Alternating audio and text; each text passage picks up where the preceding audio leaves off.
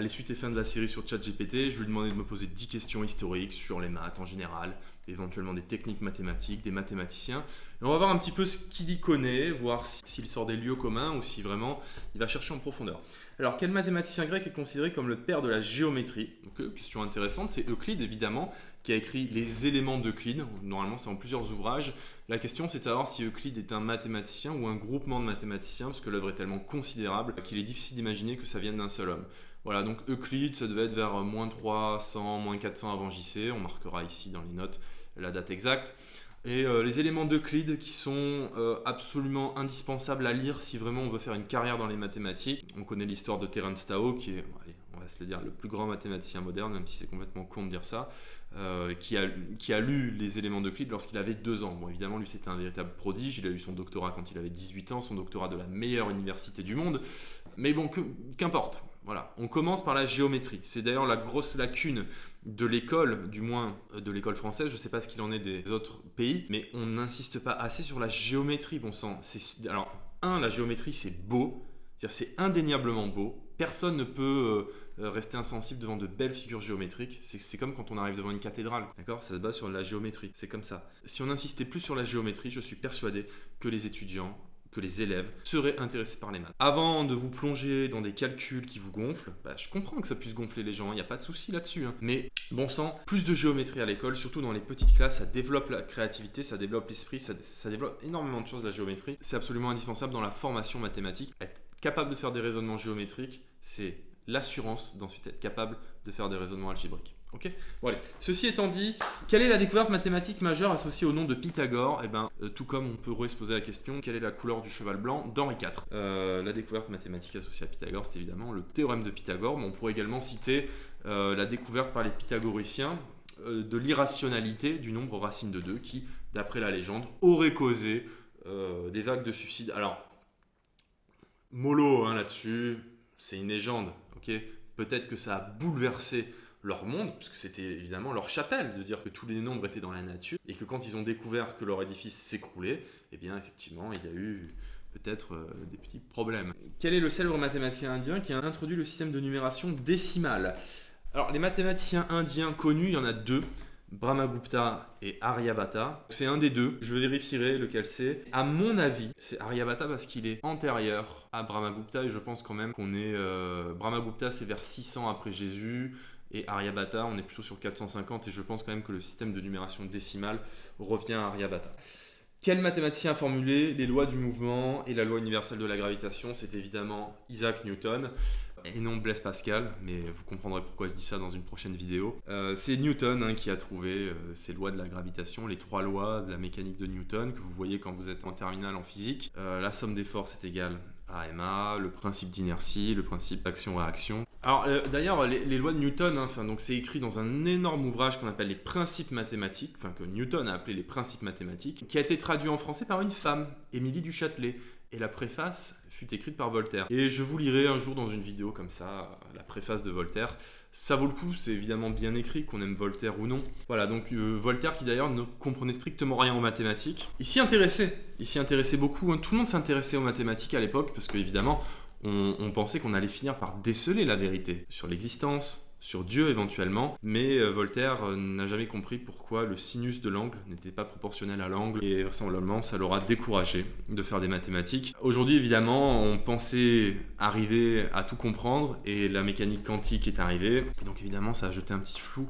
Tout ce qu'on pensait savoir, tout ce qu'on avait conceptualisé, que les choses étaient rationnelles, et évidemment c'est plus compliqué que ça aurait été trop simple. Et je cite cette phrase pour illustrer ce propos, François Le Lyonnais qui dit que la science moderne ne cherche pas sa lumière dans la clarté qu'elle a dépassée, mais dans l'obscurité qu'elle a devant elle. Voilà, je vous laisse méditer là-dessus.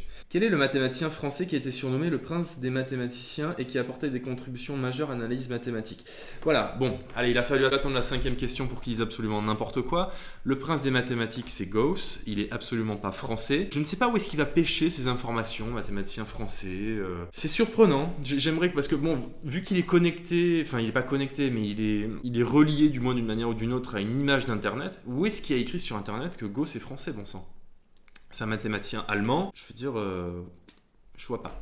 J'avoue ne pas comprendre. Du moins, ça permet quand même de dire un truc. Si vous utilisez ChatGPT, s'il y a des gens qui payent ChatGPT pour l'utiliser comme un moteur de recherche, sincèrement, allez sur Wikipédia, quoi. Je veux dire, c'est 1000 fois plus rapide et plus précis, hein, quoi qu'on en dise. Bon.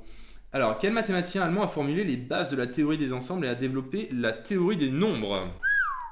Alors, les bases de la théorie des ensembles, c'est pas pareil qu'avoir contribué de manière significative à la théorie des ensembles. Les Allemands, effectivement, au 19e siècle, sont ceux qui se sont le plus intéressés à la question des ensembles. C'est passionnant, c'est compliqué. Est-ce que vous êtes même capable de définir ce que c'est proprement un ensemble? Vous voyez, c'est pas si simple de définir un ensemble. C'est même compliqué, hein. Donc, je pense que le mathématicien en question, c'est Gauss, qui a été précurseur de beaucoup de choses. Mais ensuite sont venus Weierstrass et surtout Cantor. Cantor qui a développé des idées sur les ensembles qui étaient complètement nouvelles. Et d'ailleurs, Weierstrass, qui était son maître de thèse, ou du moins peut-être son mentor, on pourrait dire, trouvait ça intéressant, mais trop moderne.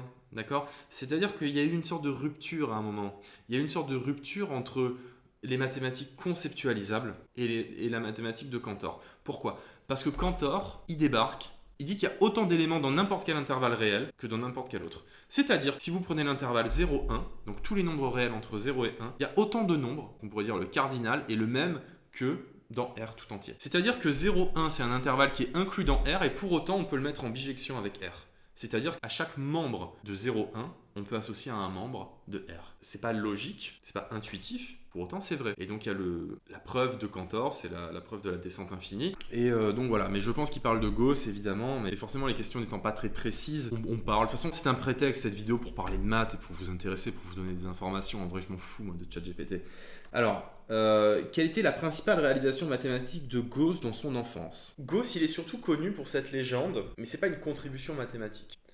Gauss il est connu pour avoir calculé quand il était petit la somme des 100 premiers entiers avec une méthode stylée. D'accord? Il a écrit les 100 premiers entiers, alors il ne les a pas tous écrits évidemment, mais il a écrit 1, 2, 3, 4, et il a écrit 100, 99, 98, 97, et il a remarqué que ça faisait 101 à chaque fois, et donc il a sommé, et donc ça lui a permis de comprendre que la somme des n premiers entiers s'écrivait n facteur de n plus 1 sur 2, c'est très simple à démontrer, mais c'est pas une contribution mathématique, parce que ça c'est quelque chose qu'on savait déjà à l'époque.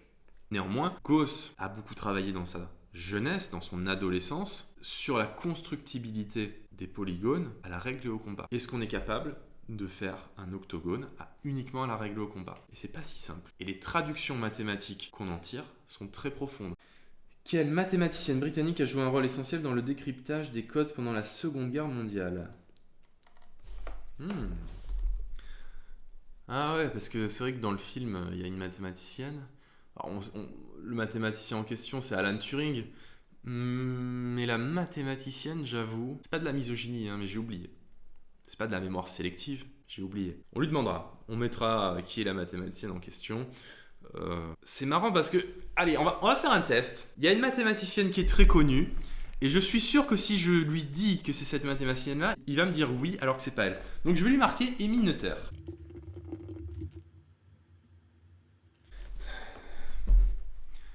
Vous avez raison, je m'excuse pour l'erreur.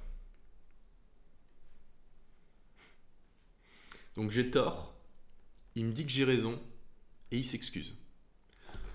Moi ça me va, je veux dire, si les gens se comportaient comme ça avec moi, ça m'irait bien quoi. Bon toutou, ChatGPT, bon toutou. Donc voilà, c'est nul. Ne l'utilisez absolument pas pour faire vos devoirs ou quoi que ce soit. Alors, ça se remarque, d'accord? La dernière fois, j'ai un élève qui débarque et qui me lit sa question pour son grand oral. Je le lis, je dis, mais c'est ChatGPT? Il me fait, oui, c'est ChatGPT. Ça se remarque tout de suite. Dès lors que la personne qui lit a un QI à 3 chiffres, ça se remarque. Voilà. Quelle est la conjecture non résolue qui propose qu'il n'existe aucun entier x, y, z tel que x puissance n plus y puissance n égale z puissance n pour n supérieur à 2? C'est catastrophique. Donc on en a parlé dans la vidéo précédente, c'est le grand théorème de Fermat, donc c'est résolu. Quel mathématicien russe a formulé les équations aux dérivées partielles qui portent son nom et qui ont une grande importance dans le domaine de la physique? Voilà, je suis désolé, mais c'est un peu comme si je vous disais quel footballeur a joué au Paris Saint-Germain et a marqué un but? Bah, je sais pas, il y en a plein quoi.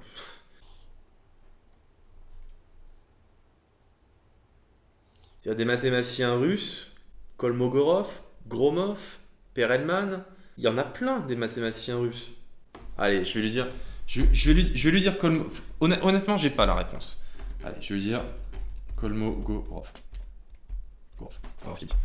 Andrei Kolmogorov was a prominent Russian mathematician. Donc déjà, le mec il me répond en anglais. Hein, voilà. Who made significant contribution to various areas of mathematics, including probability theory.